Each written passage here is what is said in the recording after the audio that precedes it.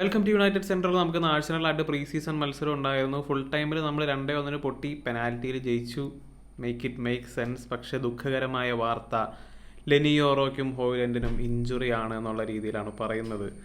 Hojlund ഒരു injury prawn player ആണോ എന്നുള്ളൊരു സംശയം ഇപ്പോൾ വന്നു തുടങ്ങിയിട്ടുണ്ട്. നേരത്തെ കഴിഞ്ഞ സീസണിലൊക്കെ കുറച്ച് ഇഞ്ചുറികളൊക്കെ ഉണ്ടായിരുന്നു, പക്ഷെ എന്നാൽ പോലും പിന്നീട് ആൾ കുറച്ച് നാൾ അവൈലബിൾ ആയി, വീണ്ടും ഇഞ്ചുറി ആയി. ഇതെന്താണ് ഇവൻ്റെ കരിയറിലേക്ക് വരാൻ പോകുന്നത് എന്നുള്ള കാര്യം അറിയില്ല. മാർഷലിൻ്റെ ആ ഒരു പാത്തിലാണോ എന്നുള്ളൊരു പേടിയൊക്കെയാണ് ഇപ്പോൾ വരുന്നത്. യൂറോയുടെ കാര്യമാണെങ്കിലും അത്ര അധികം ഇഞ്ചുറി വരാതിരുന്നൊരു പ്ലെയർ ആയിരുന്നു. പക്ഷേ ഇതെന്ത് ശാപമാണെന്നാണ് എനിക്ക് മനസ്സിലാവാത്തത്. ആംഗിൾ ഇഞ്ചുറിയാണ്, ആംഗിൾ സ്ട്രെയിൻ ആണെന്നാണ് പറയുന്നത്. It doesn't look good. അപ്പോൾ കുറേ റൂമേഴ്സൊക്കെ കേൾക്കുന്നുണ്ട്, പക്ഷെ എന്തായാലും സ്കാനിങ് അതിനൊക്കെ ശേഷം മാത്രമേ എത്ര നാൾ അവർ പുറത്തിരിക്കും എന്നുള്ള കാര്യമൊക്കെ പറയാൻ പറ്റുള്ളൂ. ഇപ്പോൾ എന്തായാലും അതിനൊരു ദിവസം കൊടുക്കും. നാളത്തേക്ക് മിക്കവാറും നമുക്ക് അറിയാൻ പറ്റും എന്താണ് ഇവരുടെ ഇഞ്ചുറിയുടെ കണ്ടീഷൻസ് എന്ന്. പുതിയൊരു സീസണാണ്, സെയിം ഓൾഡ് കഥ എന്നൊക്കെ പറയുമ്പോൾ തന്നെ സീസൺ തുടങ്ങുമ്പോഴേ തന്നെ കല്ലുകടിയാണ്. അതാണ് ഇത് ഭയങ്കര ഒരു ഡിസാസ്റ്റർ എന്ന് തന്നെ പറയാം. യൂറോയും ഹോയ്ലൻഡും ഈ സീസണിൽ നമുക്ക് വേണ്ടി ഇമ്പോർട്ടൻ്റ് ആയിട്ടുള്ള പങ്ക് വഹിക്കുമെന്ന് വിചാരിച്ച പ്ലെയേഴ്സാണ്. രണ്ടുപേരും ഇഞ്ചുറി ആവുന്നു. ഇത് എനിക്ക് തോന്നുന്നു അമേരിക്കയിലേക്ക് കെട്ടിയെടുക്കുന്നത് കൊണ്ടാണെന്ന് തോന്നുന്നു. കാരണം എല്ലാ കൊല്ലവും അതെ അമേരിക്കയിലേക്ക് നമ്മൾ പോകും. അത് ഗ്ലേസേഴ്സിൻ്റെ താല്പര്യം കൊണ്ടാണ്, കാരണം അവർ അമേരിക്കക്കാരാണ്. അപ്പോൾ അതുകൊണ്ട് തന്നെ എല്ലാ കൊല്ലം അങ്ങോട്ടേക്ക് കെട്ടിയെടുക്കും. അവിടെ പോയതിന് ശേഷമാണ് പിന്നെ പ്രീ സീസണിലേക്ക് വരുമ്പോൾ തന്നെ ഇഞ്ചുറികൾ വരുന്നത്. അതാണ് ഇപ്പോൾ ഇന്നത്തെ സ്റ്റേഡിയത്തിൻ്റെ കാര്യം പറയുന്നുണ്ടായി. കഴിഞ്ഞ ആഴ്ചയാണ് അവർ പിച്ച് സെറ്റ് ചെയ്യുക എന്നുള്ള കാര്യം പറയുന്നുണ്ടായി. കോപ്പ അമേരിക്കയ്ക്ക് യൂസ് ചെയ്ത സ്റ്റേഡിയമാണ്. പക്ഷേ വൺസ് അഗെയിൻ പാര വരുന്നത് മുഴുവൻ നമുക്കാണ്. അപ്പോൾ എന്താ സംഭവിക്കാൻ പോകുന്നതെന്നുള്ള കാര്യം കണ്ടറിയാം.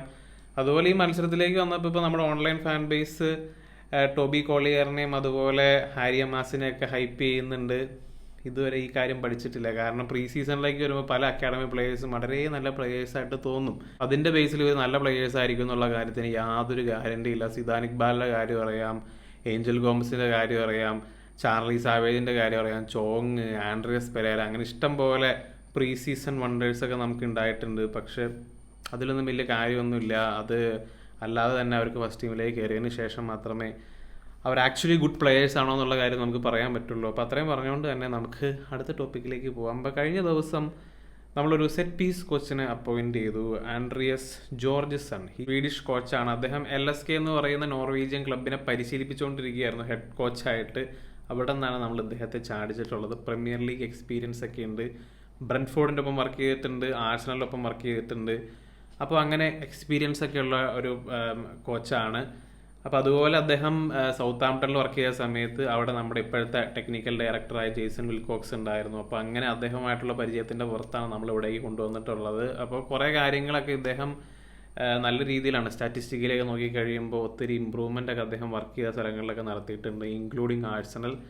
അപ്പോൾ ആഴ്സണലിൽ വർക്ക് ചെയ്ത വർഷം എന്ന് പറയുന്നത് 2020-21 സീസണിലായിരുന്നു. അപ്പോൾ അതിന് മുമ്പ് ആഴ്സണലിൻ്റെ ഒരു കണക്ക് പറഞ്ഞുകൊണ്ടിരുന്നതെന്ന് വെച്ച് കഴിഞ്ഞാൽ അവരാണ് ഏറ്റവും കൂടുതൽ ആ സമയത്ത് ലീഗിൽ ഗോൾ വഴങ്ങിക്കൊണ്ടിരുന്നത് ഫ്രം സെറ്റ് പീസസ്. അപ്പോൾ ഇദ്ദേഹം വന്നതിന് ശേഷം അത് ഏറ്റവും കുറവ് ഗോൾ വഴങ്ങുന്ന ഒരു ടീമായിട്ട് മാറി.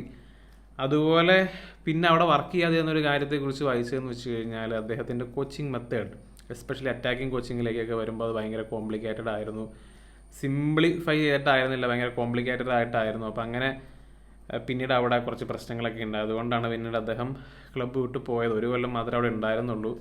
അതിന് ശേഷമാണ് അവർ യോവർ എന്ന് പറയുന്ന കോച്ചിനെ അപ്പോയിൻറ്റ് ചെയ്തത്. അപ്പോൾ അദ്ദേഹത്തെക്കുറിച്ച് നമ്മളൊരു വീഡിയോ ഹൗസ് ഓഫ് ഫുട്ബോളിൽ ചെയ്തിട്ടുണ്ട്. അവിടെ വലിയ രീതിയിൽ ചേഞ്ച് വരുത്തിയൊരു മനുഷ്യനാണ് യോവർ.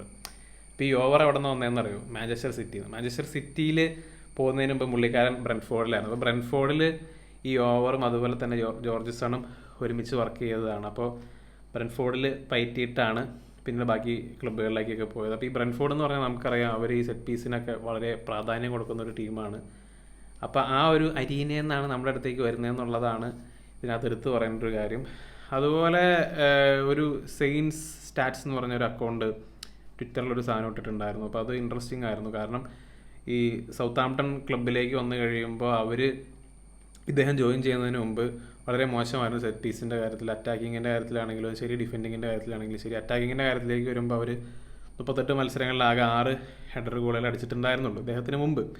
പക്ഷേ ഇദ്ദേഹം വന്നതിന് ശേഷം സെക്കൻഡ് ഡിവിഷനിൽ വെച്ചാണ് വന്നത്. അപ്പോൾ ആ സമയത്ത് 14 ഗോളുകളായി ഗോൾ സ്കോർ ചെയ്തത്. അതുപോലെ തന്നെ ഏറ്റവും കുറവ് ഗോൾ സ്കോർ കൺസീഡ് ചെയ്ത ടീം എന്നുള്ളതും സൗത്ത് ആംപ്ടണായി മാറി എന്നുള്ളതാണ്. അപ്പോൾ അദ്ദേഹം ഡിഫെൻസീവ്ലി സെറ്റ് പീസ് ഡിഫെൻഡിങ്ങിലേക്ക് വരുമ്പോൾ അദ്ദേഹം പുലിയാണെന്നുള്ള കാര്യമൊക്കെയാണ് പറയുന്നത്.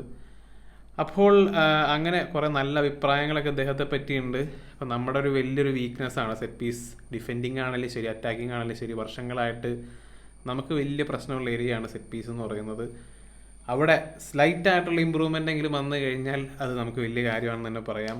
കുറച്ചധികം ഗോളുകൾ നമ്മൾ സെറ്റ് പീസിൽ നിന്നൊക്കെ സ്കോർ ചെയ്ത് തുടങ്ങേണ്ട സമയമായി. ഞാൻ കഴിഞ്ഞ ദിവസം കൊണ്ട് വിചാരിച്ചൊരു കാര്യമാണ്. കാരണം ഇതിന് മുമ്പുണ്ടായിരുന്ന പുള്ളി ക്ലബ്ബ് വിട്ട് പോയിരുന്നു. അപ്പോൾ അതുകൊണ്ട് തന്നെ ഇനി ആരാണ് സെറ്റ് പീസൊക്കെ പരിശീലിപ്പിക്കാൻ പോകുന്നത് എന്നുള്ള കാര്യത്തെപ്പറ്റി വിചാരിച്ചതാണ്.